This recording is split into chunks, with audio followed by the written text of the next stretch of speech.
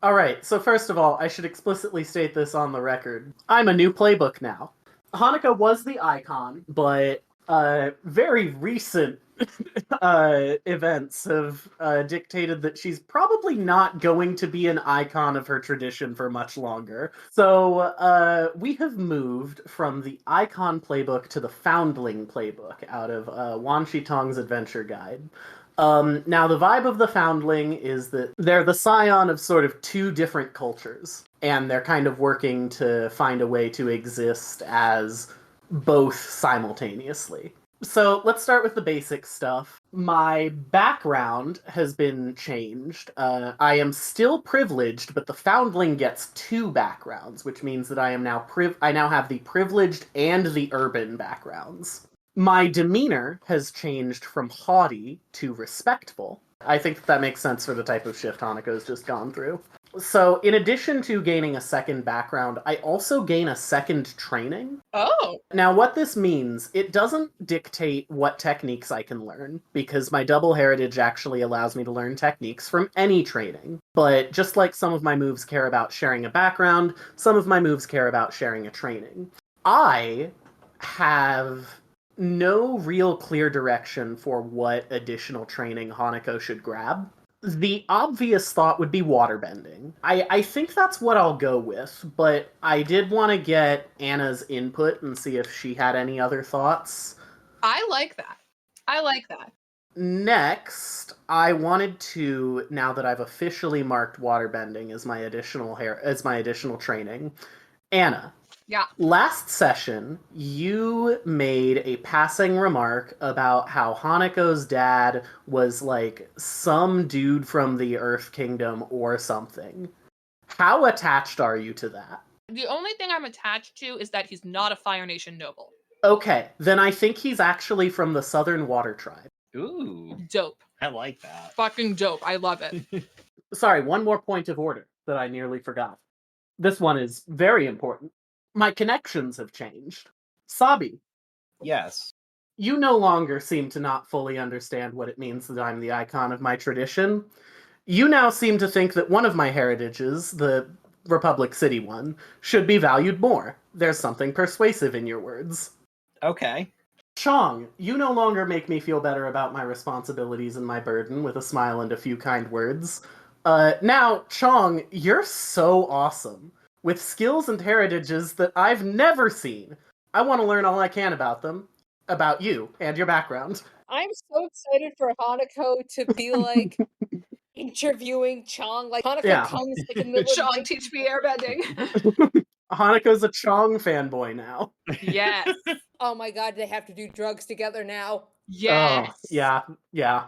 Okay, I'm writing this down in my notes. Hanako is a Chong fanboy.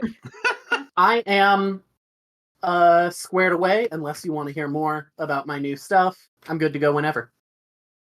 Previously on Moment of Balance. Hanako, your mother has arrived downstairs. I trust you'll be showing me to your underground associates.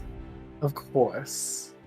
Chong, Hanako's mom and Hanako are meeting with Bame, and I'm gonna be there, and I'm gonna trust you. And he looks at Zopa and he goes, what do you think, girl? Perhaps you could do a job for the Fire Nation. I want to disrupt the supply chain. Bame, we don't need this. Zopa is not vermin, mother. I got something I need to take care of. Suit up, Sabi. We got a job to do. You see her toss this crate of explosives into the deepest part of the water that she can get it to, detonate the thing, and then just drift to the shore somewhere.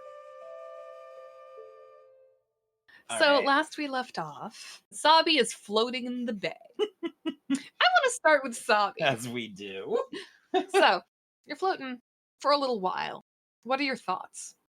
I think I'm kind of drifting in and out, wondering how we got here and how we're possibly gonna get out of it. Worrying what the others are gonna think, specifically Hanako, who didn't have any idea that any of this happened. Mostly just focusing on staying afloat and not losing anything that she has on her or anything like that. You're just floating around here, floating amongst the trash, the various, shit that people have dropped off their boats. Some of them are just old rusted boats that fell to the bottom of the bay. And suddenly you feel a tug on your arm. You are being pulled to shore by another one of Varrick's men. Okay. It says, "Thank God, one of you survived." What do you mean, one of us? Well, survived probably wasn't the right thing to say. One of you didn't get arrested.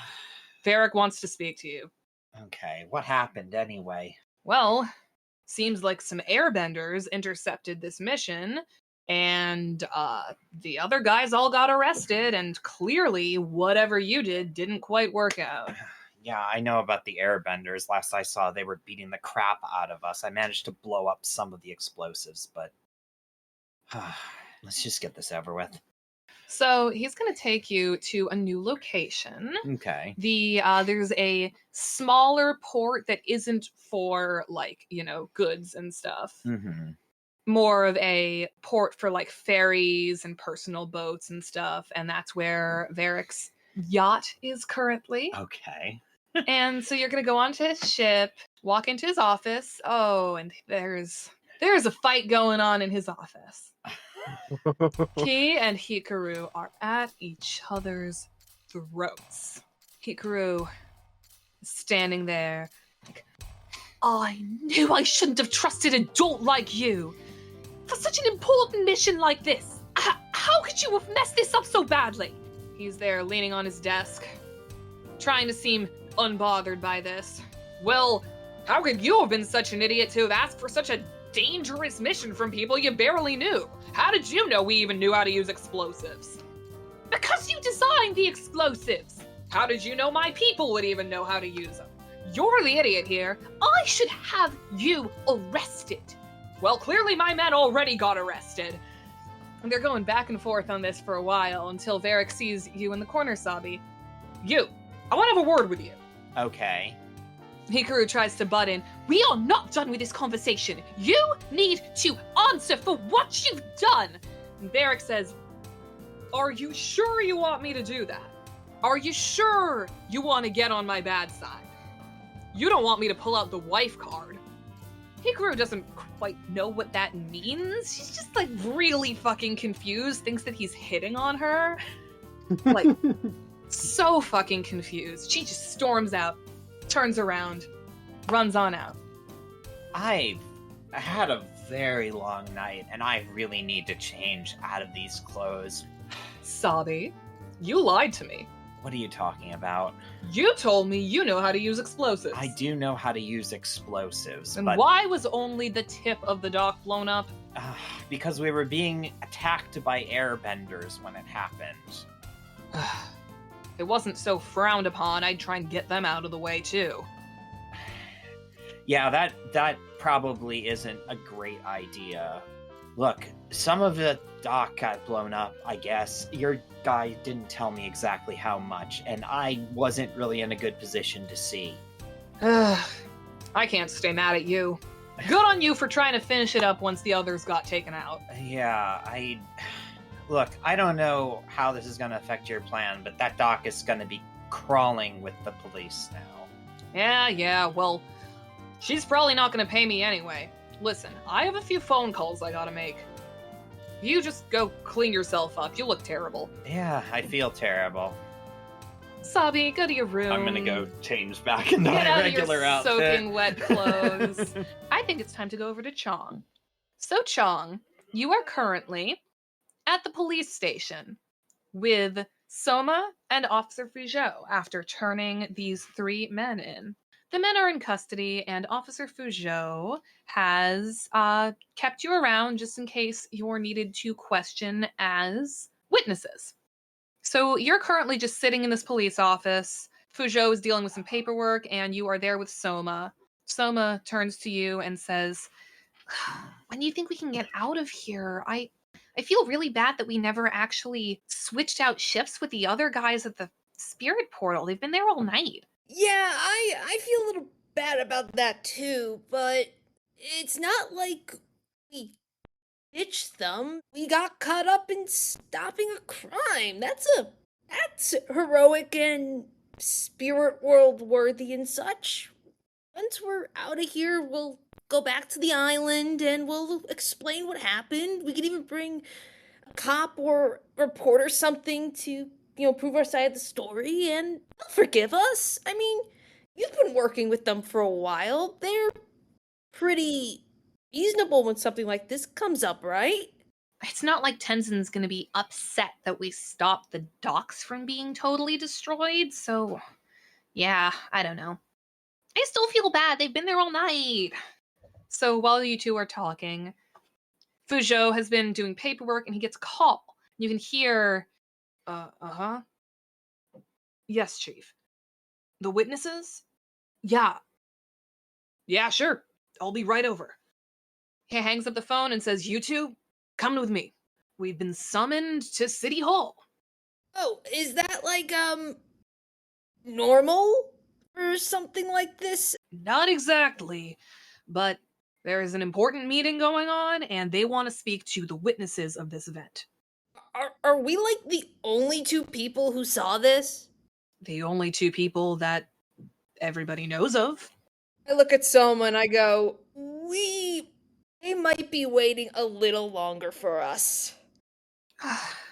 Tenzin better be okay with this. This is the most peaceful thing we could be doing. And I think Chong continues that speech all the way there to her, being like, what's more peaceful than stopping a crime? So I know that was an extremely short scene, but I needed to have a scene setting thing to explain what's going to happen in the next scene. We are going to step away from Chong and go to Hanako. Oh, God. So, Hanako, you've been having a lovely, lovely evening. Oh, it's been phenomenal. I put on some tea to boil myself with my own fire that I've never been able to make before. Wrote just the best letter that I could have possibly written. I'm putting the finishing touches on it right now, in fact. I'm folding it up and stuffing it in an envelope as whatever is about to happen happens. With, of course, Zopa just in my arms the entire time. Yes, Zopa's still with you. Yeah, Zopa yeah. is still at Hanako's place. Zopa may be staying at Hanako's place a little while longer. Because you're going to hear a knock at the door. Uh-huh. Yeah. I'll carry Zopa to the door and answer it. So one of your men is next to a messenger from the city government. I cock my head and say, and how can I help you at this hour? Your servant turns to him and says, this guy has a summons for you? And the man hands out a piece of paper and says, Miss Seki, you have been summoned to City Hall. A summons? I see. Immediately? Yes. This is quite dire. I'll see to it. Thank you very much. I close the door, get my nice clothes on, and head out. All right. And is Zopa coming with or staying? I have to make this call. I have to make this call without consulting Chong. This is Chong's pet. I have to keep her safe. No, I do not see a world in... I think Chong would bring Zopa, and I think that on some level Hanako knows that Chong would bring Zopa, but I don't think Hanako is the sort of person who would drag what she sees as like a pet around everywhere. Hanako has her clothes on. She is going to bring her sensor. Of course. You're going to get in the car with this man. He's going to escort you to City Hall. You walk through the front door. Lady who works at the front desk sees you and is like, oh, and how can I help you? I've been summoned. It had better be important at this hour. Oh, are you? Oh, Miss Seki, right this way. She points to the main hall used for council meetings. The fact that you were summoned to City Hall at like 10 at night is weird. Extremely fucking weird. Thank you. I give her a small bow, and I make my way towards the council chamber. You walk inside, and you find a very interesting plethora of people you know. Your mother is there, alongside Chong and Soma, accompanied by Officer Fuzhou. Mm-hmm. Varrick is there, accompanied by Sabi. And right in the center is President Zhu Li Moon. Well, hot damn. What is this about? Zhu Li comes forward and says, "Thank you for joining us, Miss Seki. Of course. We can begin." Looks like there's been a sort of makeshift. It's not quite a court setting, but it's sort of a makeshift courtroom going on here. Zhu Li turns to Officer Fuzhou and the two airbenders and says, "Officer Fuzhou, would you and your witnesses care to explain what happened with the events of this evening's explosion?" Explosion? Officer Fuzhou steps forward and says, "Yes, of course, Miss President. These two airbenders apprehended 3 criminals found trying to blow up the docks this evening." I give my mother a glance, but don't say anything. Does she have any visible reaction to this? She is staring straight ahead. She's not looking in your direction. Of course. Fuzhou turns to the airbenders and says, "Would you two like to clarify anything about what you witnessed this evening?" Honestly, it sounds pretty accurate. My colleague and I, we were on our way to Airbender Island for our assigned duty for the evening. We were not on our way to Air Temple Island. We were on our way to the Spirit Portal. Yes! Sorry, forgive me. I'm a little nervous. I totally forgot the geography. Please excuse my partner. He gets words mixed up sometimes, but I promise you, we were by the docks because the Spirit Portal is by the docks. You know what? You're totally right. Forgive me. It's not it's not every day we're here. It's a little maybe I'm a little nervous, but long story short, yes, we were at the docks for an assigned official duty. All of a sudden we see these guys there.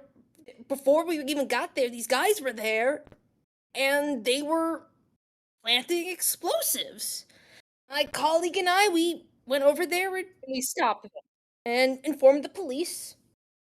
And here we are now. Zhu Li turns to you, gives you a little bow, and says, "Thank you very much. Thank you for your service. Varrick, my darling, would you care to say the information you told me earlier?" And Varrick comes forward and says, "Of course, my platypus bear." Ugh. Varrick turns to you, Sabi, and says, "Sabi, do the thing." Sabi looks around very confused. The papers in the bag that I told you to bring. Was I told anything off camera? No. Okay, I'm gonna go over and look in this bag and pull out whatever papers. What are they? He takes the papers from you and says, Did I get a look at any of these? no. Okay. Says, "Reports come from some of my men that 3 criminals were hired recently to destroy the docks of Republic City by one Hikaru Seki." And he passes these papers to Zhu Li, who looks at them, nods, thumbs through them, and turns to Hikaru and says, "Hikaru Seki, with all of the evidence piled against you, I can no longer allow you or your daughter to act as an ambassador in our city.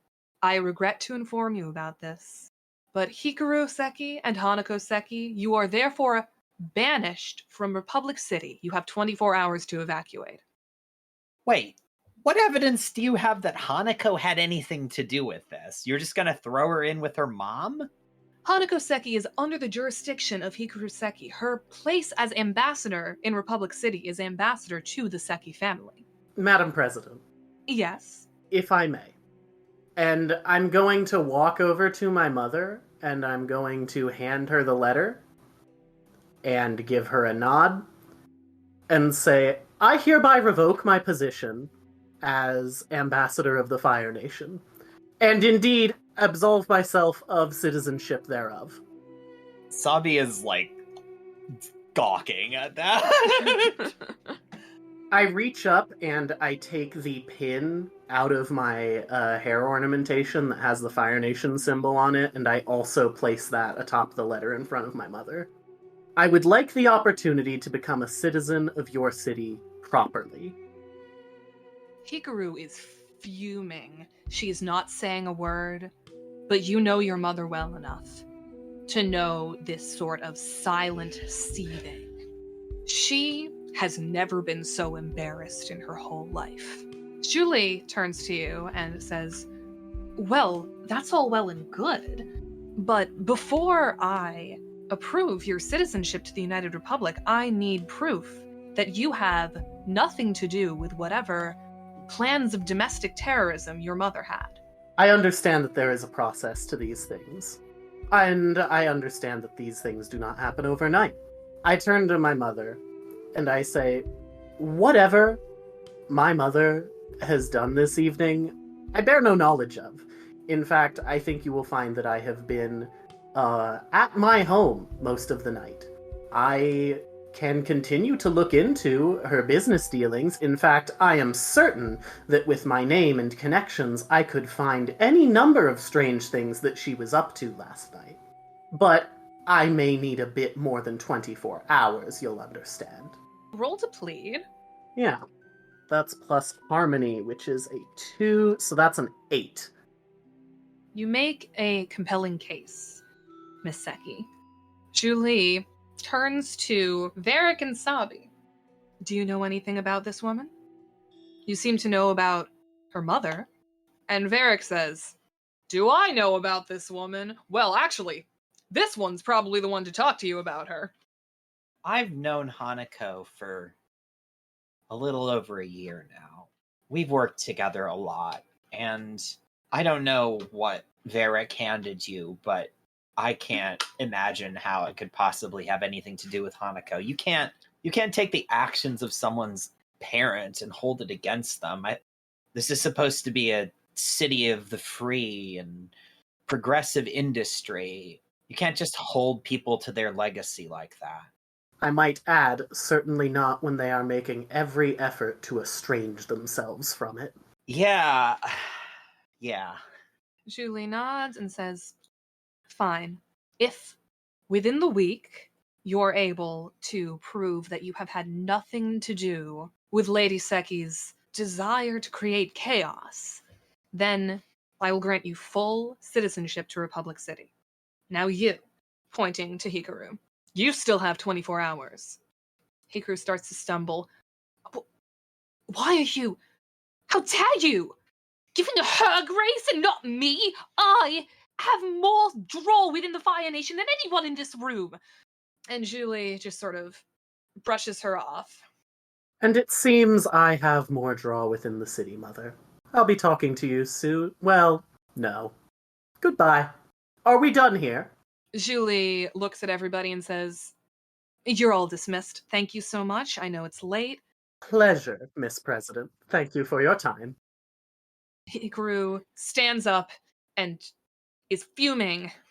She storms out. You can hear her just screaming in the hallway, and you can sort of see a puff of flame and a little shriek because it seems like she used her breath of fire to scorch some of the wall hangings outside. Oh dear. My apologies for that display. It seems like none of this is your fault, though that is still yet to be proven. Varrick turns to you, Sabi, and says, listen, I know I told you to stick around and that I had some things to discuss, but I want to spend an evening with my wife. And he grabs Julie and, starts dragging her out the door. Sabi looks profoundly uncomfortable. So it's just us and Fujo and Soma now, yeah? Mm-hmm. So Fujo is about to dismiss himself. He stands up and says, all right, well, looks like my shift's about to continue. This has been quite an eventful night. Talk to me later, Sabi. I'll meet you when you get off your shift. I turn, as he leaves, to Sabi and Chong with the wildest look in my eyes. Are you okay? I'm fine. What just happened? So let's go to the Jasmine Dragon. They're probably still open. What? Yes, let's. I think that would be lovely. You guys can go do that. Soma and I need to report to Tenson all this. Because again, we're peace officers and glad to all meet up in this place, but you two have a lovely evening. Soma, let's skedaddle, shall we? Soma honestly looks really proud of you. Soma did not expect you to take airbender responsibility over the responsibility of your friends. Yeah, let's go. And the two of you yeet off to Air Temple Island. Have a good trip. Yeah, we'll see you around. May the winds blow by your ears and in your hair. Soma looks at you and is like, What the fuck does that mean? I'll explain on the way. Okay. I suppose it's just us once more. Yeah, I'm pretty sure he made that one up. He makes all of them up. That's fair enough. We should go somewhere we can talk in private. I've got something I need to tell you related to what we just talked about. I'm sure you do. I don't have Azula with me, but a walk should be pleasant, yes? It's a nice night out. I guess we're gonna probably end up sort of meandering back towards the apartment then. Yeah. So, how are you doing with your mom and all of that? Hanako says with, like, the most genuine smile that you have seen on her possibly ever. Oh, absolutely terribly. I'm so sorry. It's in a strange way nice. I mean, it's terrible. I'm going through a lot of changes right now, as I'm sure you may have noticed. Yeah, I did pick up on that. But I feel more myself than I have since I was a child. Possibly before then. I don't know. I don't think I've seen you let loose like this ever. That's good, I think. Can I show you something? By all means. I douse the censer, and then I light a small flame in my hand. Sabi steps back with her eyes wide. Holy shit. I know. When did you learn to do that? Earlier tonight. What is it? Those two, the Earthbender twins, right? Yes. They can you believe it? Earthbenders using waterbending taught me how to firebend. I mean, I went most of my life not knowing that I knew how to earthbend, so yeah, stuff happens sometimes. I light the censer and then just return to normal as if nothing has happened. Sabi kind of like walks a little closer to Hanako. What's gonna happen with you and everything now anyway?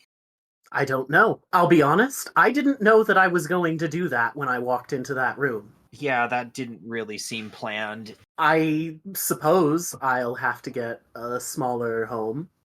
I suppose I'll lose my guards. I still have some holdings. I'm not financially out of it without my mother's support, but... I mean, let's be honest, you didn't need the guards to begin with. Not when I've got you around. So, I suppose it doesn't take a deductive genius to figure out that I had some connection to what happened tonight. Oh, I figured as much. I doubt that all three of us would have been in that courtroom without some purpose. I'm sorry I was not around to be a part of it, though I suppose that played into our favor. Your mom went right to Varrick when she didn't show up at Banished and asked him to do the exact same thing that he was planning. And of course he took her up on it. Yeah. And he sent me to help with a couple of other guys, but luckily Chong and Soma showed up, and they do an okay job of making it look like they're fighting me. So I blew up a pier, but only a little bit of a pier. It had to look convincing, so I maybe was a little too close to the explosives, though, because I was definitely lying when I said that I knew how to use them. Hanako stops very sharply and like gives you a once over and is like, are you okay? I wasn't that close. I stayed back a ways. I just got knocked into the water for a little bit. All right. But Varrick seems to think that I did a really good job of kind of doing what he wanted, and he and Hikaru were at each other's throats when I got there, so... For all that this seems like something terrible has happened, I mean, who knows, maybe in a week I'll be out of the city, but seems like everything went about as well as we could have asked. Yeah, I still don't know what to do about Varrick. I was hoping that working for him would give me some insight into a weakness, but honestly, his biggest weakness is how fucking full of himself he is. Everyone knows that. It's not nothing. We have time. We do have time. Well, again, a week, but we have time. Look, I guess I'm glad that what happened with your mom happened. I don't think I've seen you this free ever since we knew each other. And I know how that feels, so... Anna, I'll leave it up to you if you think Guide and Comfort would trigger Yes. for Sabi. Cool. Yes. All right, that's a 7. I feel perfectly free in a way that I never have. I'm ready to explore what that means. I don't know yet, but I'm going to find out. And if I get my way, and you know that I get my way as often as I can, Yeah. I'll do it here, in this city, with you and with Chong. But I don't know. You've been working with Varrick for so long at this point. I mean, I don't know. It's not been that long, but it feels like ages. Yeah. It puts a lot of pressure on you. I see that. We don't seem to be getting as much out of it as you'd like. Are you sure you still want to be doing this? No. I don't know if I have an easy way out. In spite of everything, he seems to trust me. He keeps comparing me to his wife, which is... There's a lot to unravel with that, but I don't know. I'm just worried that there isn't really a good way out with him still around or still in power, which he seems to always be. Wonder how much his wife knows about everything he does. It's a good question, and one we should dedicate some time to exploring. I will say, he does guard... Think about it. Why is he always in power, no matter what happens? Because he has more money than God. Exactly. But think about it this way. What is the thing that he is using you to protect? Also his money. Yeah. He guards his income jealously. It's the reason he had all of us pinned in the first place, was because we had impacted his profits. Yeah. It stands to reason that that would be as much of a target for us to consider as any. How do you chip away at that without him doing something about it? Like, it just feels insurmountable. It's true. Any real impact he would feel so strongly that he would immediately have us. You know, there's a part of me somewhere along the line here that would just say to just kill him. But I don't want to do that. And I don't I mean, I don't think it would work. I feel like he's got some kind of plan for that possibility. But also, I want him to feel this. I want him to know that he lost and to know that there's nothing that he can do about it. I can sympathize. I mean, that's certainly a significant part of why I derived such satisfaction from what happened in that courtroom. He's caused so much suffering to the people of this city, and I just want him to feel what that's like for just a little bit and not be able to crawl back from it like he always does. We'll think of something. Yeah, I don't have the answers right now. I don't think any of us could. Right now, I think our plan needs to be securing my position within the city, and then once we've done that, we can begin focusing in on properly gathering information about Varrick. Yeah, there's got to be some angle I haven't thought of yet. Something we're missing. We just need one day where something doesn't go wrong for long enough that we can just look at him. Yeah. You know that I never thought I'd say this, but I'm actually legitimately impressed with Chong. He did most of the work while I was pretending to be beaten up by him. I'm glad that you can finally see his skills. Yeah, and I mean, I knew he was a good airbender, but it's more than that. He's like... His airbending has never been what I've valued about him. Yeah, I'm starting to see that now. And I'm glad that we ran into him, because I don't know if we'd be alive if it weren't for him. Or at least I don't know if I'd be alive if it weren't for him. Well, I'm glad that he could keep you around. Do you want to know something? Yeah, sure. I think that if it weren't for him, I wouldn't be here either. I think I'd be on the way out of the city with my mother. Yeah. I'm glad you're not. I'm glad you're not leaving the city, and I'll do everything I can to help you stay here. And if worst comes to worst, maybe I'll do some traveling again like I did when I left Ba Sing Se. Who knows? Hanako seems to be weighing that for a moment. The fact that you would even think to offer means much more to me than you know. Sabi kind of like bumps into her with her shoulder. Hanako gives you a little bump back and says, I will let you know if I need your help, but I think this is a battle I'd at least like to attempt fighting on my own. I've been leading up to it for my entire life. I know exactly how you feel, and I respect that. I'm here if you need me, and if it's something you want to do by yourself, then I'm here to support you. That's the most important thing I could ask for right now. And I think that's a good place to leave that scene. Moment of Balance will return after these messages.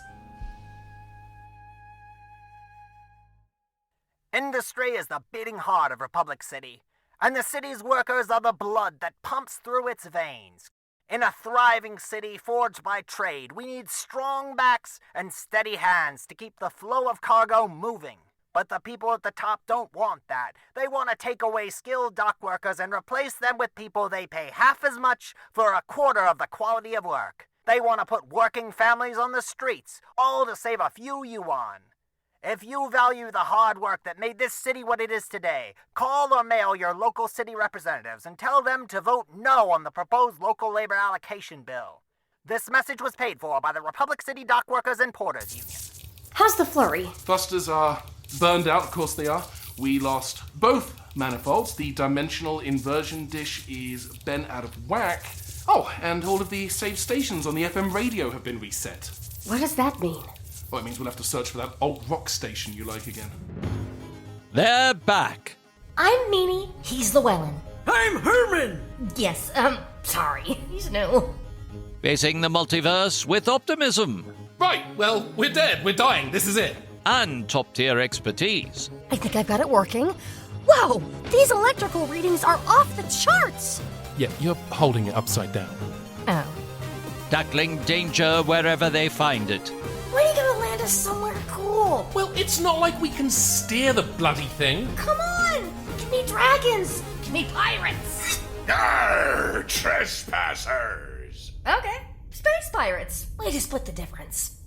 And facing impossible challenges. Llewellyn, have you considered that there will be realities where you just can't get Newcastle Brown Ale? No, I refuse to accept it. Lobsteroids, yes. Religious robots, sure. No Nuki Brown? It's just not possible. But can they find their way home when they can't even trust each other? You're a real jerk, you know that? Did I know that? It's listed on my birth certificate under gender. I don't know if I can trust you. Yeah, the slightest chance of getting home and you throw your entire moral code out the window. I'm just being pragmatic. Jump Leads, a sci-fi comedy audio drama podcast. A brand new season coming soon. It's an infinite multiverse. Infinitely deadly, Captain. But infinitely funny, too. Welcome to the Jasmine Dragon. How can I help you? I'll have... Oh, is that a new menu? Yes, it is. We just got a new tea supplier, Many Worlds Tavern. Want to take a look? Yes, certainly. You offer all of this now? Not all of it. We've got a few flavors in the shop, but they're an online tea and coffee company, so you can have tea sent straight to your house. I'm going to pretend I know what you mean by online. Or what's this here about a monthly subscription? They've got a couple of monthly subscription packages. The Treasured Realm Single Origin Coffee Blend and the Fabled Foliage Tea Selection. Each one comes with a bunch of fun accessories, like stickers, collectible cards, and a set of dice. It's tea for the tabletop. Dice? I am partial to Pai Sho myself, but I don't think I know any dice games. I think there's a version of Street Pai Sho that uses dice. I'll consider it. They sell all kinds of gaming accessories too. Dice trays, playmats, the works. Also, a portion of every bag of tea or coffee purchased is donated to gaming-related nonprofits. Tempting. I don't know if I'm in the market for a whole bag right now, but let me try a cup of the monthly special. The Sizzle Sweet. A pu'er tea with chili flakes and chocolate. Sweet and spicy. Perfect for getting cozy. Coming right up.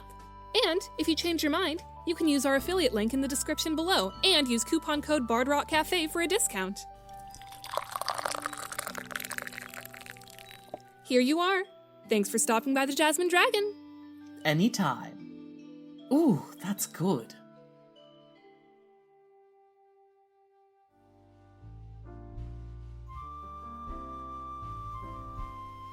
And now, back to Moment of Balance.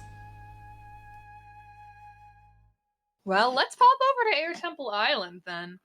So, Chong, you have been just sort of slowly walking over there with Soma. The whole time Soma has been grilling you about these fake airbender sayings you keep on making. She's like, may the wind always be at your back. What does this... Where are you pulling this from?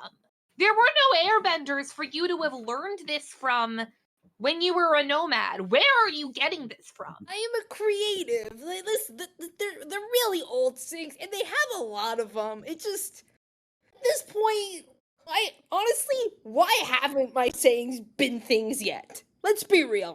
I mean, there's probably a bunch of people in this city who think they are.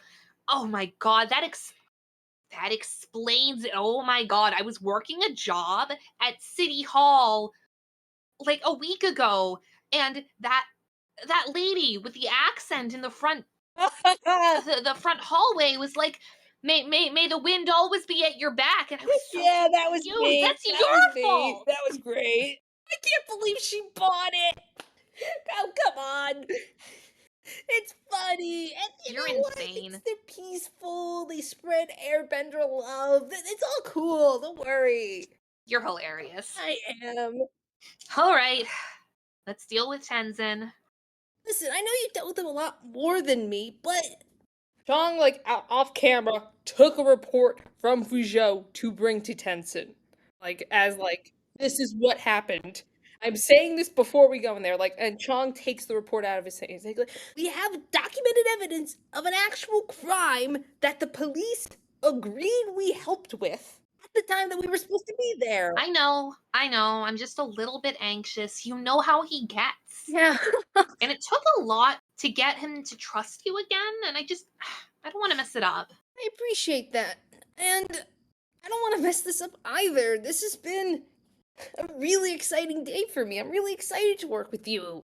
There was extenuating circumstances, and he might be angry at first, and listen, we're gonna go in, he's gonna get all blustery, oh, you guys weren't there, what happened, brr, brr, brr, brr. And then we show him the document, and then he'll realize we were doing peace officer things. All right, want to bet on it? What you got? If I'm right, you gotta let me keep Zopa for a day. If you're right, I'll find another way for you to have another concert on the temple. You're on. What do you think he's gonna be like? I mean, I think he's gonna lose his trust in you. Again.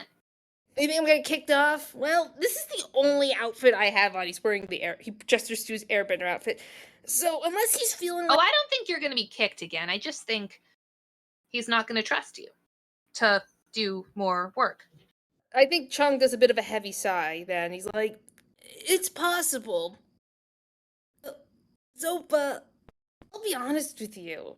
I don't think he really trusted me when you guys came earlier either. It's gonna take more than just going by the spirit realm to gain that back. And this isn't gonna help what happened today, but quite frankly, the spirit realm thing wouldn't have helped either. Would have been a step forward, but it's gonna take time.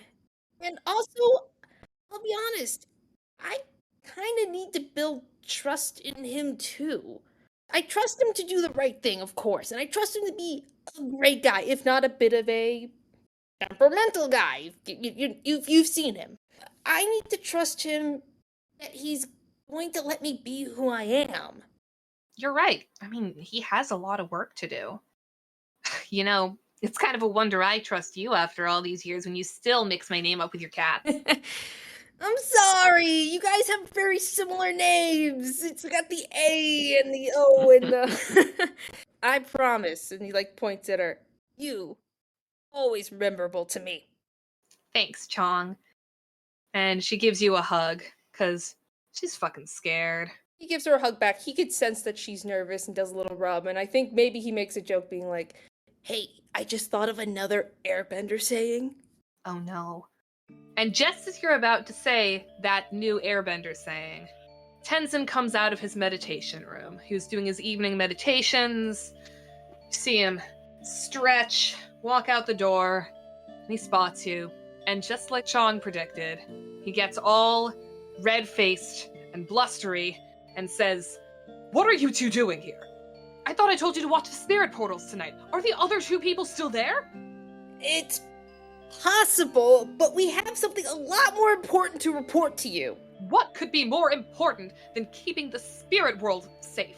And he sees your paper and he takes it, he looks at it and he's like, "Oh, all right then." We're happy to take the duty, an early morning shift to let those guys off now, or reorganize a different time, but tonight, as you can see on the paper, we, got our hands full. He looks at the paper, shakes his head, and he says, "I don't know how chaos seems to follow you wherever you go, Chong, but I'm glad you were there tonight."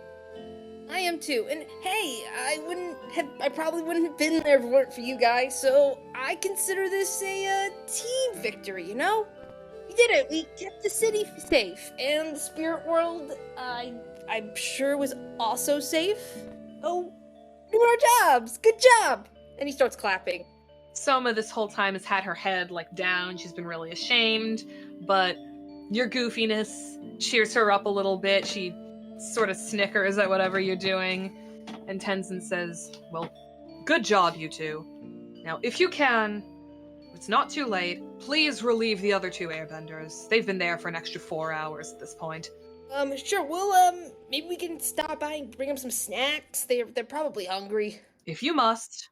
like while we go relieve them. I mean, like we'll pick up snacks and then we'll go relieve them, so that way they can have snacks while they come back and crash. Do what you must. And Chong, Yes. I'm sorry I jumped to conclusions yet again, but excellent work today. Chong blushes. He goes, "Oh, thank you," and he does a little bow. Tenzin does his dramatic cape flip as he walks off in the direction he was originally going in. Chong looks at Soma and goes, "You owe me a concert. You owe me a concert," and starts doing like the worst, like gritty ever. Fine. You know I love it when you play your flute anyway. And I know that you love it. And what you said earlier, I know I haven't always been the easiest guy to trust, especially with Henson's opinion of me. But I promise, Zopa, I'm gonna do whatever I can do to keep that trust and to show you that you can trust me. You can start by remembering my name. I said it right, like, for the past couple times. You said Zopa! I miss my cat! And the two of you go off, like, jokingly bickering all the way to the spirit portal. Chong and Soma go up to the spirit portal, swap out, and within, like, not too long, let's say within half an hour, Hanako comes riding up on Azula with Zopa in her arms. Oh my goodness! My baby! Chong, yes. Hanako! Hello. Here she is. I like kind of toss Zopa off from the saddle, like gently down to the ground so that she can scamper up to Chong or whatever she does. Chong bends down and gives her the best ear scritches. I apologize for the wait. Oh, hey, it is no problem. If anything, it's really good that you took her. Soma and I had quite the day. I'm glad that Zopa was able to have a nice day with her auntie Hanako. Huh? I caught up with Sabi. How have things been? Are you doing all right? Chong has picked up Zopa. Zopa's like snuggling into his chest, probably purring a little bit. He's like petting her head, and he looks up at her. And he looks up at Hanako, and he's smiling. And goes like, "You know what? It's been pretty good actually. We've cleared everything with Air Temple. Tenzin's aware of the situation. Now Soma and I are just here for the rest of the night, morning until the sun comes up, and then back to usual business." All right. How did Tenzin take it? You know what? Once he saw the report, he was very receptive, and he thanked us for our good work. Hanako looks a little confused for a moment. That is like, oh, well, good. That's good. I know. I wasn't expecting that either. I was just expecting him to, like, take it and go, like, I see, and then kind of go about his Tenzin way. Instead, he's, like, actually acknowledged us. It's pretty cool. I'm really happy for you. Thank you. Yeah, it's the nicest thing I think he said to me. I mean, he said some nice things before, of course, but I think this is the nicest thing he said to me since I left. That's amazing, Chong. I'm really glad that things are going well for you on Air Temple Island now. Things seem to be looking up. Yeah, in some areas, I really think so. I think we're doing some good things.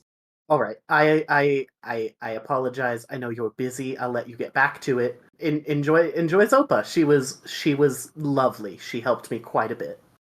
I'm really happy to see that because, yeah, when you had her last, it was a pretty tense situation.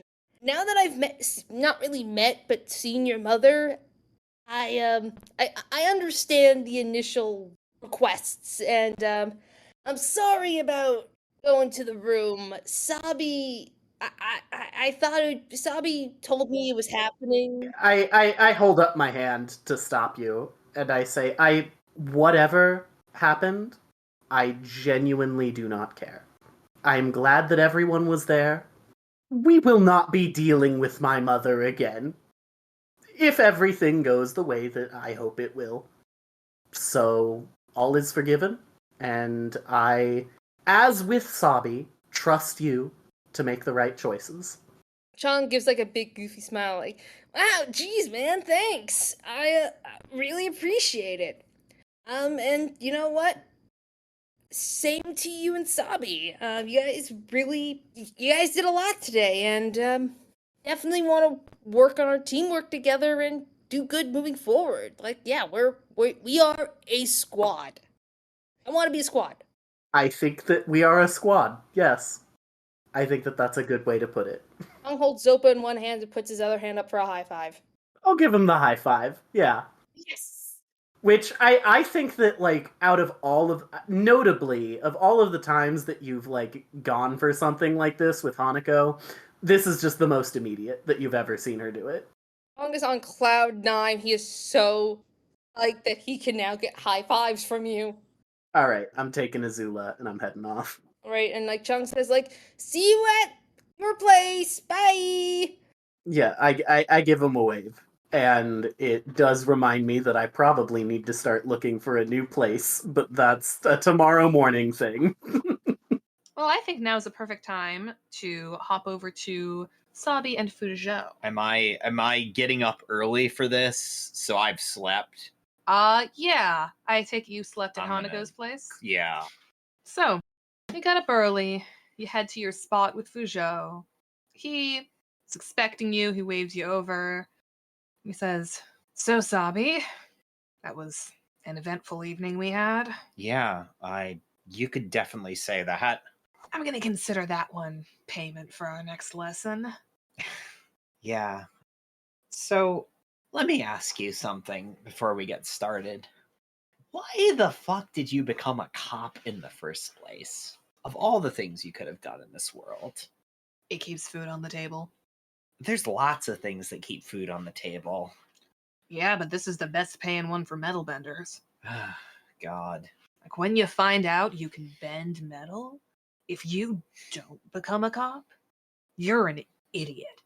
You know, I was trying to rile you up when I said that the cops and what I do are two sides of the same coin, but I was more right than I thought, because that is the same reason that I ended up doing everything that I do.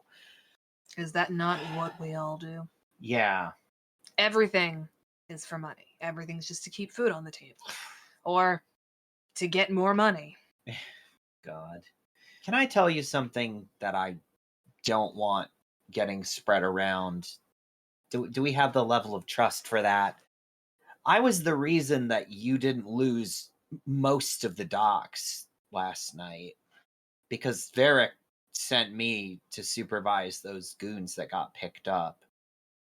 I'm the one that called the airbenders over and pretended to fight with them while working to sabotage what they were doing, because I don't know, because Varrick is crazy and Hanako's mom is crazy, and these plans that they have are utterly insane.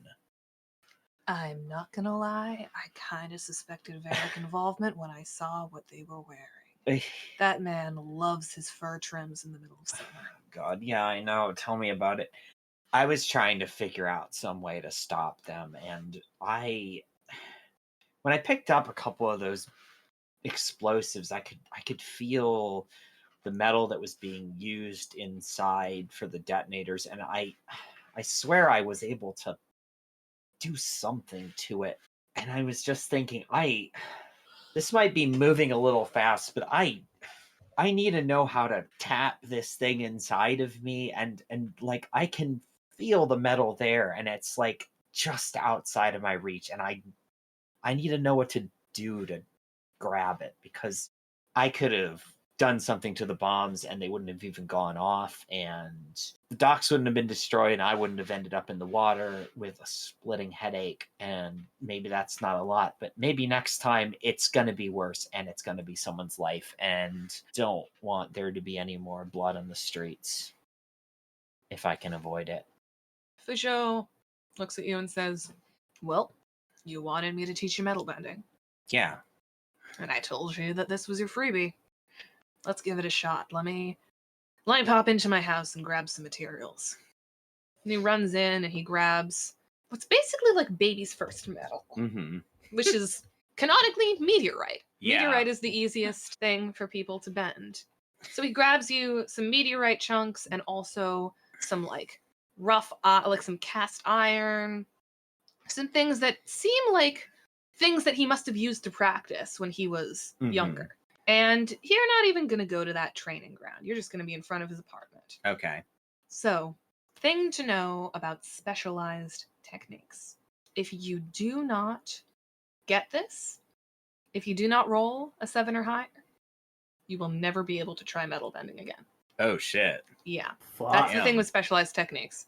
All right. So, before we begin, is your balance in line with your center, or are you free of conditions? Both. Yeah, +1. +1. All right. Do you and your teacher share at least one background? Do we both share the urban background? The NPCs don't have backgrounds like that.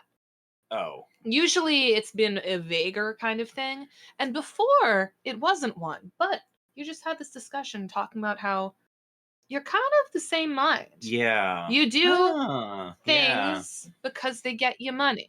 Yeah. Okay. Cool. And neither of you are like super jazzed on the things. Yeah. So I'm going to say +1. Okay, cool. Does your teacher agree with your reasons for training and learning? Probably. He does. He seems pretty He seems very neutral about it. So don't take don't take -1 there. Is the technique easy to grasp based on your current training experience? So take -1. So Okay, +1. so You're +1. gonna +1. All right. So Fuzhou is going to give you this meteorite. He's going to say, metal bending is all about feeling the impurities in the metal. Meteorite, this is a very impure form of iron. This is not steel. This is not chrome. This is not anything that's gone through a ton of processing. If you are able to sense the earth around you, you can sense the small impurities in this meteorite. And you can do this to any form of metal. If you're able to bend the metal, you're able to sense where the metal is more pure and where it is less pure. Like I can with your gun. By the way, where the fuck did you get that gun? Yeah, so that's relevant to the whole being there when Varrick tried to blow up a ship or blow up a dock thing. I guess consider it a hiring bonus from Mr. Varrick. Nice bonus. Yeah. So, roll +1. All right. Oh, fuck yeah. I got 9 +1, so 10.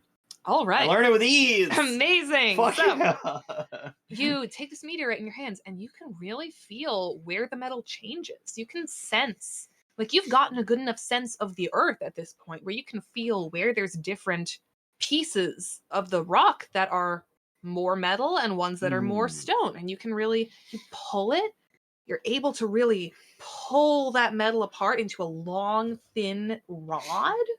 You are able to manipulate the metal as if you were a machine manipulating metal. Fuzhou is very impressed. He says, hey, you got it on the first try. All right. Meteorite's the easy part. Now try it again with this steel. And the steel is, a little tougher. A little bit more, it's less malleable. It's less like clay. The meteorite really felt like clay. With the steel, you really got to pull on it to really manipulate it, but you are able to manipulate it. You're able to pull it, and you end up pulling it really nice and flat. You sort of create a blade out of it. You're able to manipulate metal. And more importantly, you're able to tell where the metal is more pure and where it is less pure. I want to take out one of my pistols and hold it in a way that's obviously non-threatening to Fuzhou. I want to see if I can manipulate one of the bullets to sort of draw it out without firing the gun. Like just basically the lead in the bullet, because that's the impure metal in a gun. Yeah, roll to rely on your skills and training. That's a 6. I just barely missed it. That close. So you take out your gun and you're sort of doing like this weird motion on top of the barrel. You're holding the gun by the barrel. So Fuzhou obviously knows you're not about him. He's just looking at you very strangely, like, I'm trying to get in the. These guns are solid platinum, but they have weaknesses. They have pieces made of worse metal, and the bullets are always lead. So I thought I could maybe get in there and do something to it with the lead, but I just can't quite get it yet. It's the platinum is like it's like Platinum's getting in the way. yeah. It's an extremely pure metal, so even if you can feel the impurity of the lead bullets, you're already working at a disadvantage being new at metal bending. But the platinum is completely blocking, that you only have this very small chamber in which to feel that lead. A platinum wall makes anything useless to you. Yeah, that makes sense. I'm gonna put the gun away. Look, I know that this got off to a really weird start, but I want to thank you for this. I don't know exactly where I'm going right now, like existentially, but knowing that I have options is helpful. Hey, this might not mean much coming from someone like me, but you don't have to do this forever. You know that, right? You've got options too, given what you know how to do, and you seem like a decent person. I don't know. Just I've been thinking lately that maybe I put too much into trying to survive and not enough into trying to do the right thing. And just based on how much you've been helping us, I feel like maybe you're kind of going through the same thing. I don't know. Something to think about, I guess. Theoretically, I'm supposed to be doing the right thing. It really doesn't surprise me when you said Varrick was behind all this. Every once in a while, we get a call from that man telling us that so-and-so did this, so-and-so didn't do this. That man that came in telling us a murder had been committed in the mountains was crazy and did not have any foundation to what he was saying. That man is almost single-handedly subsidizing the police department. Ever wonder how the city is flourishing so much? We have great infrastructure. We have fantastic programs and whatnot. That's because the budget isn't all going to the cops like it once did. And because what Varrick says goes, we never did find the murderer for that man. And I'm not gonna lie, there was a time I thought it might have been you.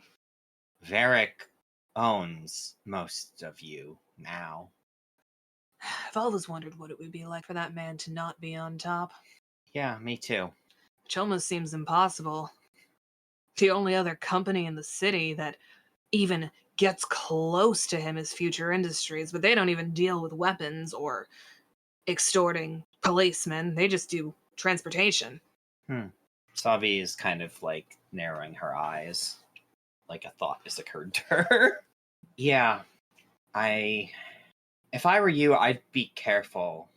Varrick is not a safe man to be around, and I don't know. If I were you, I'd watch my back just in case, because as far as I know, you're one of the few people that he doesn't own. Well, I belong to someone else. Yeah, he doesn't like that. He's jealous like that. Ugh, I don't need a second jealous Water Tribe boyfriend. I am not going to miss Varrick when he's not in power anymore. Who knows? Maybe he'll help me take him out. I'd love to see it. Good work today. Thanks. I did a lot better than the first time you taught me. Maybe it was all that walking around barefoot. Yeah, I guess it couldn't hurt. Thanks. No problem. Now, I'm gonna go to bed. Sabi's gonna walk off and just kind of waves over her shoulder to him. Gonna go back to Hanako's place. All right. So, I think a little time is going to elapse. So, Hanako, you have woken up. Sabi is still fast asleep because she's been doing so fucking much. She's exhausted. It's, a surprisingly relaxing morning for you, despite all of the eventful things of the previous day. It is not going to be a relaxing morning for long. You hear a knock at your door. One moment. I think that I've already kind of dismissed a few of the people who would normally do this for me, and so there is a moment before I get to the door to answer it myself. I don't think my hair is done as nicely as I would otherwise like it, as I would normally like it to be. Yes, can I help you? On the other side of the door, it is your mother. Mother, what a pleasant surprise. Hand over your keys. I'm sorry. You are standing on Fire Nation property. I paid for this apartment, and if you are so insistent on no longer being a member of the Fire Nation or the Seki clan, hand over your keys. Of course. Perfectly reasonable. I'll gather my things. And don't you dare take a single thing that I paid for. I guess I'm waking up now, huh? Yeah, Sabi can hear this commotion. I think you hear my mother's voice as you're coming out of sleep. I'm gonna roll to assess the situation to see how cognizant of this all I am. Do it. I got an 11. So, okay, you come out of your sleep and you are aware that this is Hanako's mom. Mm-hmm. This is not a dream. You're not going to stumble out into the situation unless you desire to. But you can hear the whole everything going on about Hanako being kicked out of her apartment. Hold 2. Who or what is in the greatest danger? I'll hold that one. Hanako's security, of course. Yeah. You realize that without Hanako's base of operation, without her apartment, there's a reason you don't really have a place to live. And it's not just because of a lack of money. Yeah. Republic City's apartment application process is quite similar to the one in New York City we are all familiar with, or at least the two of us are familiar with, where you don't just go to some place and be like, hey, I want to live here, I can pay rent. No. You have to submit a history. And Hanako is going to be without a history very soon. So you are unsure if she's going to be able to find a place to live.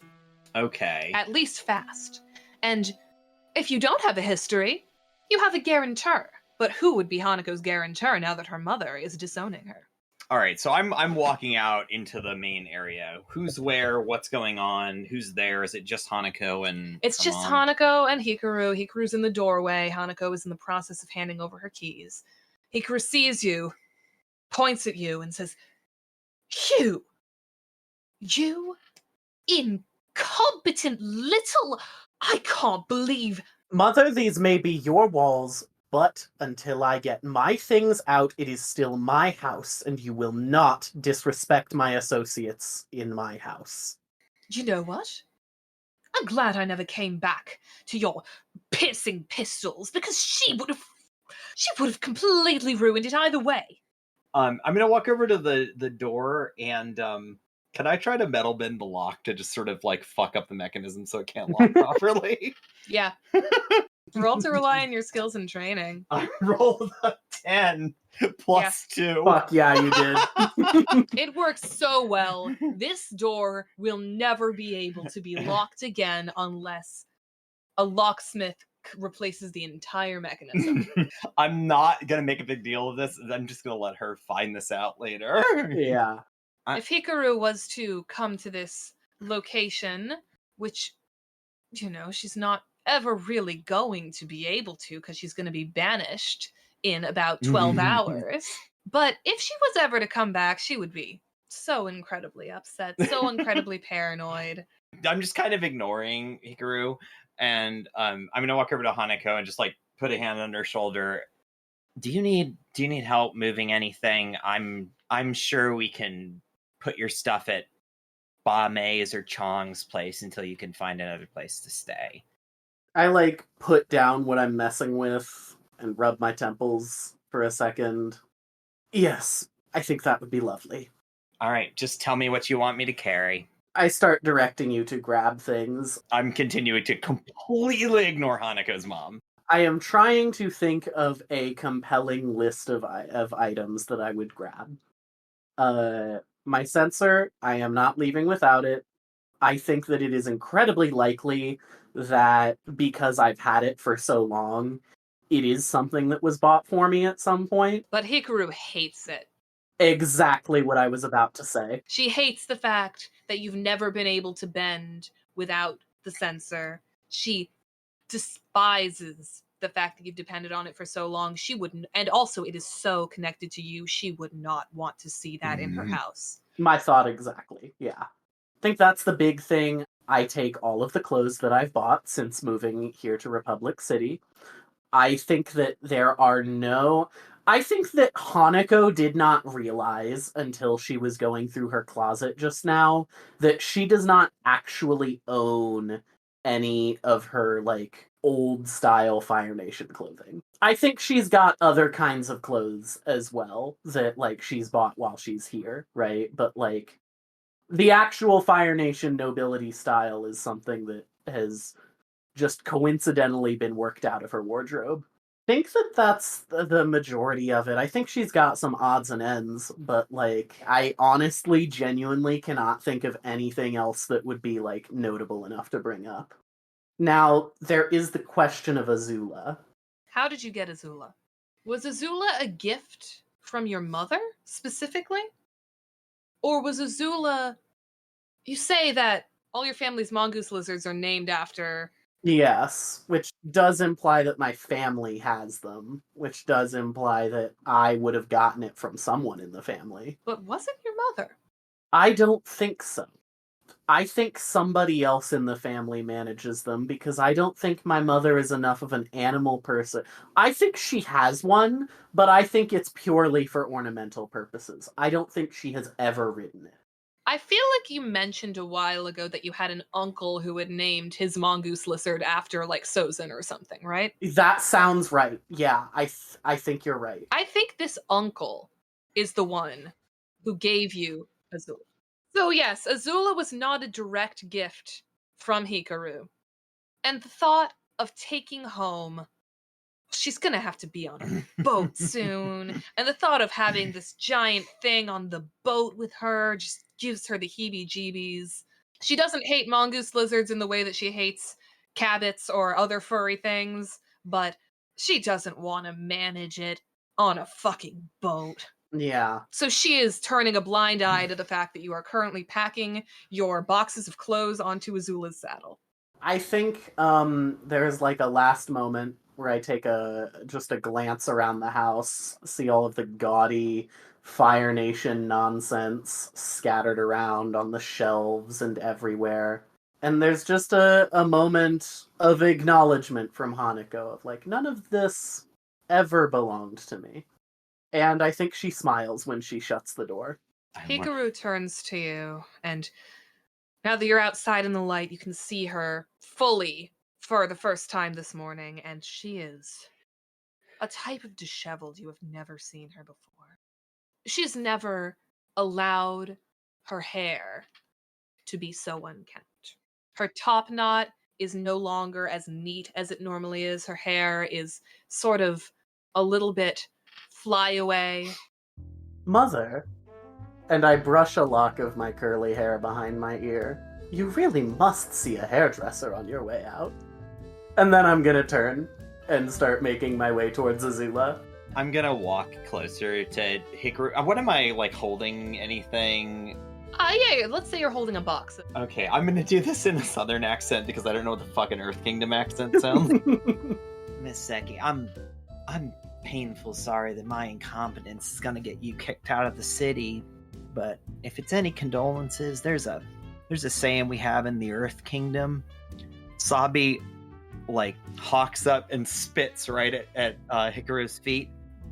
Don't let the door hit you on your ass on the way out. Hikaru is turning a shade of red that matches her shirt. She turns and shrieks the loudest shriek you've ever heard from a noble woman, and once again you see a stream of fire coming out of her mouth. This time it's broad daylight, and some people are staring. I quickly drop whatever box I'm holding, and I think Hanako needs to bend her mother's flame out of the way such that it does not hit the roof of the house. She notices the motions you're using to bend that fire. Oh no. What? What's that? Frankly, I don't think that's any of your concern anymore. That is not what I taught you. And when did what you taught me ever work? Where did you learn the techniques of those filthy waterbenders? Here's the thing, Mother. I could tell you, and then you would leave the city, and you would never be able to hurt them. On the other hand, I could just let you think about it forever. Won't that be fun? Ta-ta! Let's go, Sabi. And the two of you ride off on Azula, leaving Hikaru in the dust. Sabi, Yeah? did you do something to the door? I had a very productive lesson with Officer Fougeot. I'll put it that way. Oh, excellent. So the two of you gonna take Azula, packed with stuff. Are you gonna go to the Jasmine Dragon first, or are you gonna drop it off somewhere? Oh, that's up to Hanako, I think. I mean, it's shockingly not as much as Hanako would have expected. I think that she's fine leaving it strapped to Azula for the moment. All right, then the two of you are Cool. gonna ride up to the Jasmine Dragon, and I'm gonna say that this is happening after 11 a.m. So Chong, you are awake. You're at the Jasmine Dragon already, I'm gonna say. Yep, I think Chong had a fantastic sleep. He's feeling refreshed. I think he's surprised that he's the first one there. That's a new one. He's at their usual table. He's got a tea picked out, gently sipping it, thinking about what a nice morning it was, and excited to see his friends. We walk in, and Hanako walks up to the table, and still doing that thing where she's smiling more genuinely than ever, says, "Good morning, Chong. How's your day been? I'm homeless." I think Chong chokes on his tea a little bit after you say you're homeless. Sorry. You mind, catching me up to speed quick? Oh, not much to say. My mother came by this morning and, evicted me. To be fair, you could squat in your old place. They are not going to be able to lock that door again, ever? My mother's not welcome here anymore, but there will be a Fire Nation ambassador on the way soon. Make no mistake. Oh, I thought that was like your place. I didn't realize it was like an ambassador's house. I didn't know she could do that. And I guess you wouldn't want to stay there just out of principle? Like, if that's something that's on the table here? It's on the table, but yes, it would be easy. And the temptation is there. But Azula carries all of my worldly possessions. That house was my mother's. It was never mine. I have no interest in returning. Well, hey, if it's not that much stuff, I'm happy to have you, Zopa and I, and Zopa jumps up on his shoulder, be happy to give you a hand and let you stay with us until you get on your feet and find a new place. We have my apartment building has a stable that we can keep Azula, and you've seen my apartment, plenty of space for your stuff. Are you sure? I never minded letting either of you stay at my place. I mean, it was enormous. There was not more space than I could possibly know what to do with, but I would hate to impose. No, man, at the very least, it'd be me thanking you for all the times we stayed over and for giving Zopa such a good babysit the other day. Wasn't it, Zopa? And give Zopa a little scratch. I can hardly call it a babysit. Frankly, she was babysitting me. I think you should take him up on the offer. I usually go with what I like to call a flexible housing arrangement, and I don't really recommend it, honestly. It's a little rough sometimes. I give a nod. All right, then. I think I'd very much like that. Great. We can head back out there after tea. I think that once you've got yourself settled, you should go talk to Bame about seeing if she has anywhere that she's aware of to rent, because I think after keeping her clear of everything that happened at the docks and off Varrick's radar, she kind of owes you at least a little bit of a favor. I will certainly consider that. I don't know what she could give, but if you think that she might have something. Oh, I'm just talking about cutting through all the red tape that's involved in renting a place in the city. I do hear that it's quite a lot. Oh yeah, I mean the fact that I got through, hugest break ever. Granted, you've seen my place. It's a place. At least you have history now. You could find another place if you liked. It's funny. I've been to a lot. I've lived in a lot of places. So if anything, having a history is not a problem. I have a history living in a lot of different places. You can move back to Air Temple Island and spend every day with Tenzin. Haha, I bet he would be thrilled.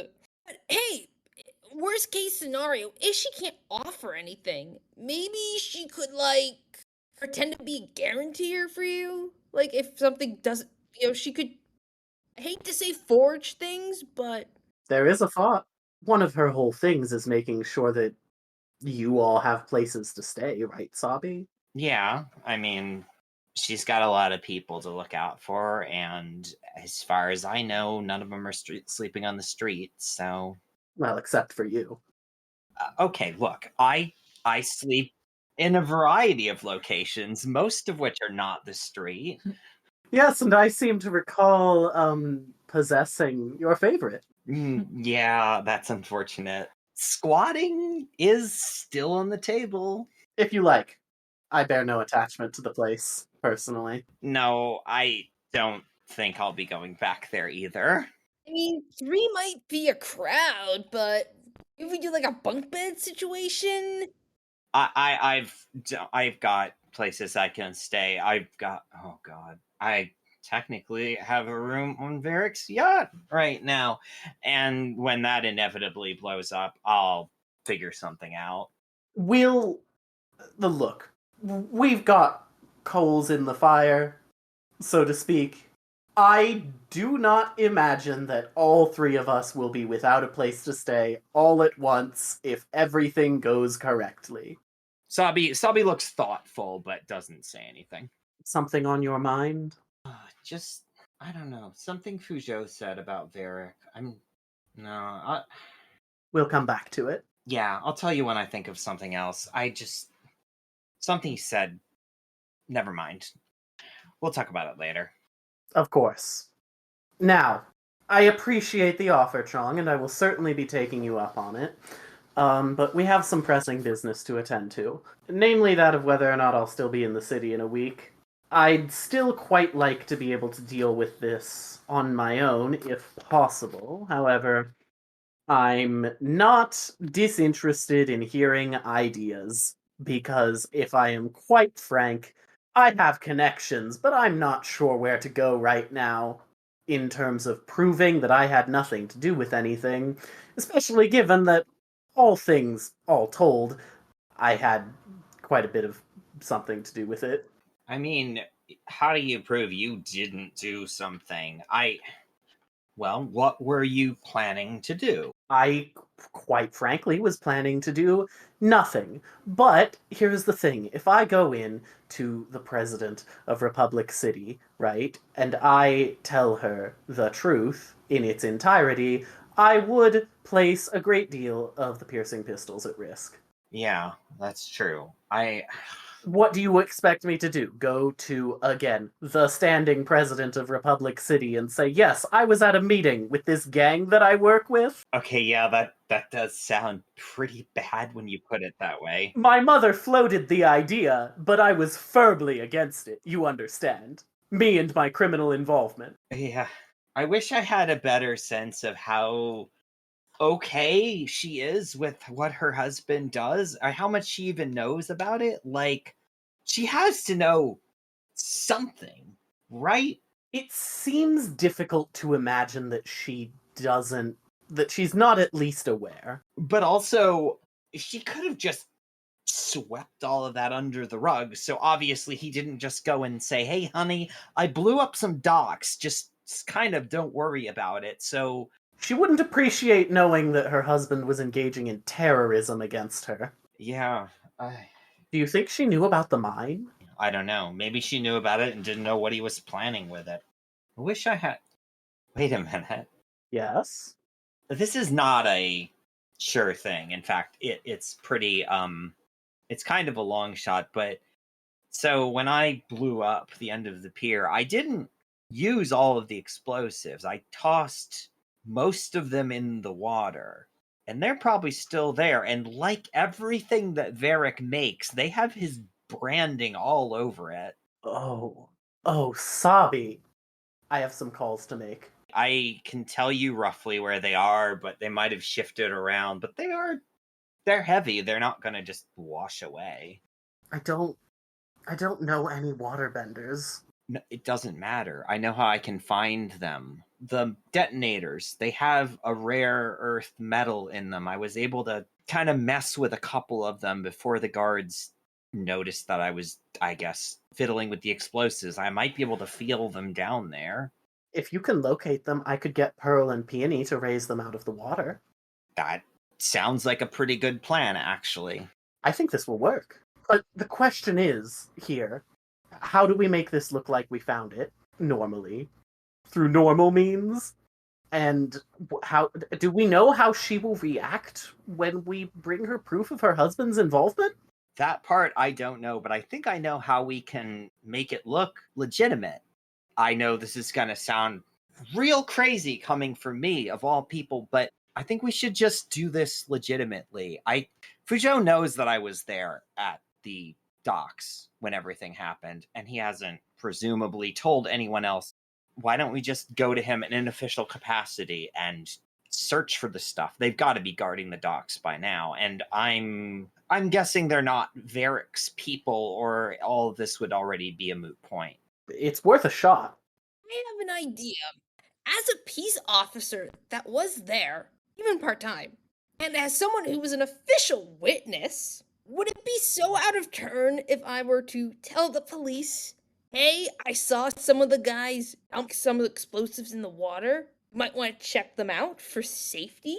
Would they question a random airbender that was there? I mean, they know you were there. You were their key witness. Exactly. So, but they wouldn't question my intention. I'd just be like, hey, I should double check the water, make sure there's no more explosives. The thing is, like, if the police find them, they'd have to bring it to the president. But the problem is we wouldn't be able to have control after that, though. Hold on, I'm rethinking this. If the police find them, they're going to take them to their superiors, and then their superiors are going to take them to their superiors, and somewhere along the line, one of the people that works for Varrick is going to find out about it, and those explosives are going to mysteriously disappear, never to be found again, and the president will never hear about it. So the plan is to trust Fuzhou, go to him privately, tell him our concerns. No, the plan is to get Fuzhou to walk us over there, and then I'll look for the fucking thing. In broad daylight, or was this something we do sneakily? I guess what I'm asking is like, would this be something we'd be doing officially with him, or something we'd be doing sneakily with him? It's probably not something we want to do in broad daylight. Fuzhou works the night shift. He is going to be on duty when we can get in there with the minimum chance that we'll run into Varrick's people. And Varrick doesn't know that the explosives were dumped there. He just knows that it didn't quite go to plan. Do you think that this will be enough? I don't know. It's something. It's a first step, I suppose. Yeah, I don't know if there's any other... Here's what we'll do. Let's get the bombs out of the water. Let's take them to the president. I will tell her that I learned about this through a discussion with Chong, the key witness, and we'll work from there. Okay, sure. Yeah, that's more than no plan. I think that yeah, let's do that. Anything else? If I could think of something else, I would absolutely suggest it, because this is kind of a weak plan, but it is a plan. A weak plan is better than no plan. And a weak plan that we can accomplish over the course of a day when we have a week, I'll take it. Yeah, exactly.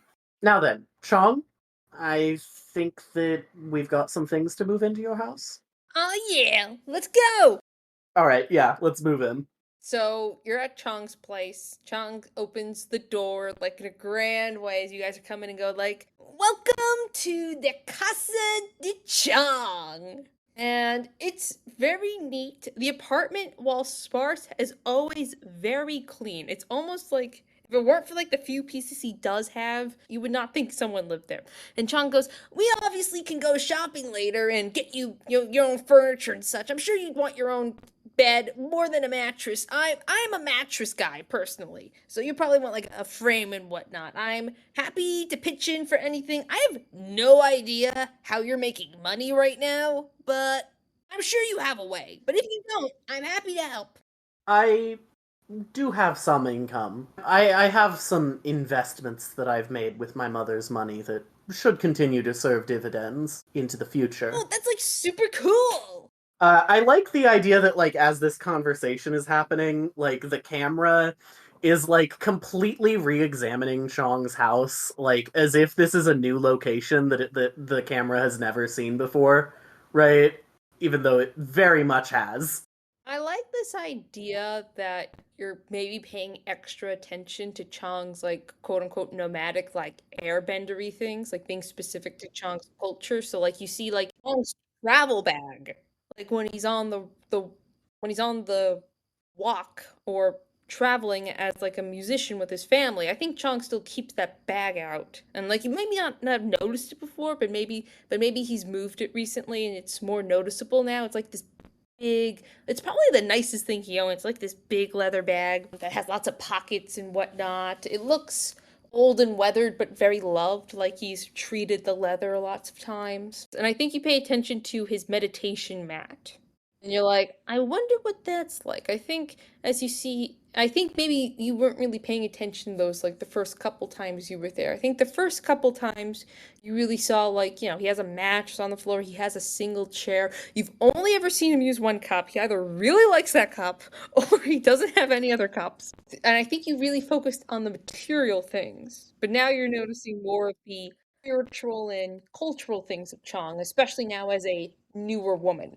I don't think Hanako remarks upon any of it, but I think that, like, off camera, or, maybe on camera at a later point, Hanako will spend a lot of time, like, asking and inquiring about the significance of various trinkets around the house.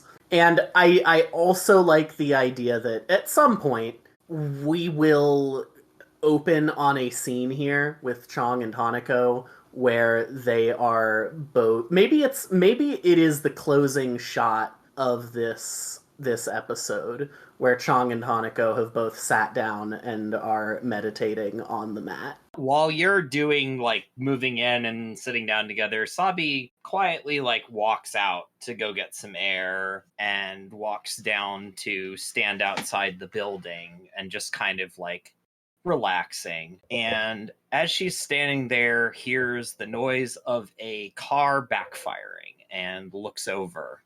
As you are sitting there in the thing meditating, Sabi comes in and, like, throws the door open. Hey, Sabi, is everything okay? Yeah, I think I have an idea of how to get to Varrick. I think Hanako scooches over and motions for you to sit down in the circle with us. Something Fujo told me this morning. There is one person in this city who has the same kind of pull that Varrick does. One person that might be able to stand up to what he's doing. I need a way to talk to Asami Sato.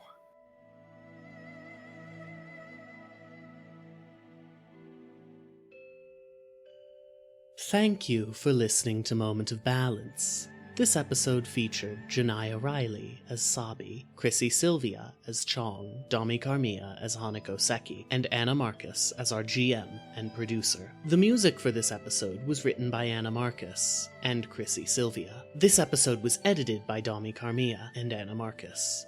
If you liked what you heard, you could support us on Patreon at patreon.com/badrep. Huge thanks to our patrons: Janiyah Riley, Saturn Nieves, Warren Kelly, Veer, Rowan Parker, and Melanie Archer. Moment of Balance is produced by Bad Rep Productions and is part of the Bard Rock Network. Check out Bad Rep's other shows at badrep.productions and Bard Rock's other shows at bardrockcafe.com. The Bard Rock Network is sponsored by Dragon Master Games at dragonmastergames.com. And remember, may the winds blow by your ears and in your hair.